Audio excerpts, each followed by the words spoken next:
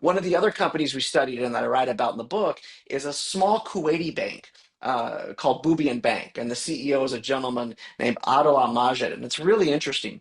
The three leaders who took over the bank, that you had this very, very troubled, very small bank in Kuwait. It was an Islamic Sharia compliant bank. And so these leaders came in to try to figure out if they could clean up the balance sheet and turn it around.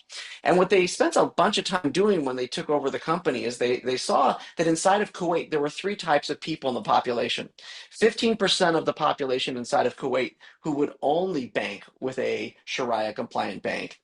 15% of the people who would never bank with an Islamic bank because they didn't want to, and 70% who just didn't care. They wanted a good bank. And so what they did is they invested very, very heavily in technology.